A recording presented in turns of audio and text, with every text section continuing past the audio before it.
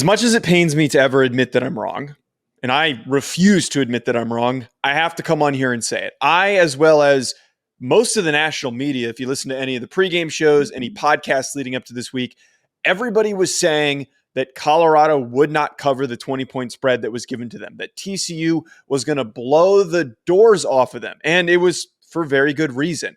You saw some clips of these practices. You saw the spring game. There were a lot of really good athletes, but massive question marks along their offensive and defensive line. And none of those concerns showed up against TCU. They end up pulling out the 45-42 win. A lot of defensive issues for TCU, but I have to focus on what worked so well for Colorado. And again, why I was so wrong.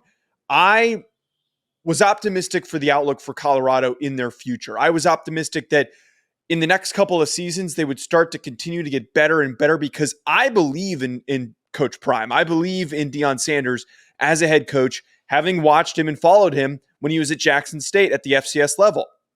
But what we've learned is that even with the worst roster in the P5 last year, he was able to flip the script immediately. There were massive question marks, enormous question marks, that you could bring in that many transfer portal players and they all play cohesively together. And they did exactly that. That to me is a sign of amazing coaching. I have to acknowledge that. I won't sit here and deny that. He got his guys not only to show up and fight, he got them to play together. But when this game got tight, when this game got really, really stressful and high pressure at the end, when it was a back and forth shootout, his guys stepped up to the occasion and made important plays when necessary. Travis Hunter right now is the talking point, I think, for everybody, as well as Shedeur Sanders. But Travis Hunter, I'm going to go as far as to say this. And look, if anyone wants to clip this and do whatever they want with it, the guy is going to be on the Heisman podium at the end of the season. That was a performance that I don't think any of us thought was going to happen in this game. He ends up finishing with 119 yards on 11 receptions, no touchdowns, but he did have an interception and some amazing defensive plays. Could have had multiple picks, but he was a huge impact on both sides of the football. I do question if he can maintain that high level of play, playing 100-plus snaps a game. I don't know if that's going to work against Oregon or Washington. I would assume it wouldn't. But if he continues to do that and put up games like that, he is going to be a hard pass to not include at the Heisman podium at the end of the year. Another guy that, again, this whole Colorado team is just all unexpected, proving people wrong. Shedeur Sanders proved me wrong with the way that he played, finishing with 510 passing yards, 4 touchdowns, and then 38 for 47 on his completions. That, to me, and what you saw this whole game, is he was consistently accurate. And he's a guy, despite having a quality arm and somebody who could stretch the field, he knows that you can defeat teams with the death by a million cuts approach. They weren't putting a lot of pressure on their slot receivers. TCU wasn't doing this to Colorado, which led to a lot of easy, quick, free releases. And he knew immediately, why would I stand around and look for the deep shot or try to scramble and maybe take a sack or risk a fumble when I can sit in the pocket, I can read that this guy is going to be open immediately, and I'm going to give him and deliver him the football. Just an amazing performance all the way around. Last bit here, and just thoughts on TCU from this game.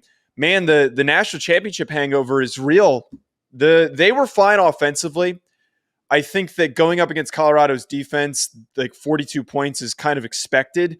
But Chandler Morris, man, is really, really a huge hindrance to their offense. I know Max Duggan wasn't perfect last year, but he is not playing as poorly as Chandler Morris did in this game. And that was a big deterrent and really, really held them back. Their run game was amazing. We saw an amazing performance from Trey Sanders and Amani Bailey as they just ran all over Colorado's defense. Questions need to be brought up, though, for that horrendous defensive performance. There was no fight. There was no rallying to the football.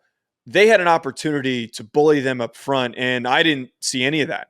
Colorado, with less experienced guys, came out swinging on both sides of the football on the offensive and defensive line. Last thing I will say on this before I close out, and please drop a comment. Let me know what you think about this game, what you think Colorado or TCU are going to do this season. I'm not going to go as far as to say that Colorado has arrived, that they're going to be in the Pac-12 championship game. This is only a small first step in their progression of being a really good football program eventually in the Big 12 when they make that transition. I will not go as far as to say, and I think that some people will, and this is me being conservative, and maybe you want to label me as a hater for saying this, but some people will go as far as to say that this team could compete for a Pac-12 championship and deserves to be ranked in the top 15 and will finish in that location. Those defensive issues that they had in this game will hold them back. That is not good enough for them to beat Washington or Oregon or USC. We'll have to see what happens this season. But look, I'm admitting I'm wrong. I'm rooting for Coach Prime. Let's see what Colorado can do. Make sure you check out Bet Online for all of your sports betting needs. For anything that I do betting related, I go on over to betonline.ag and I use promo code BELIEVE50. BetOnline has all of the latest updated odds for the NFL and college football seasons.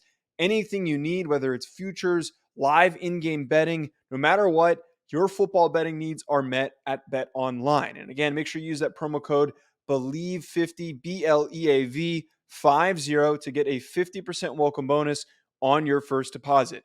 Bet Online, where the game starts.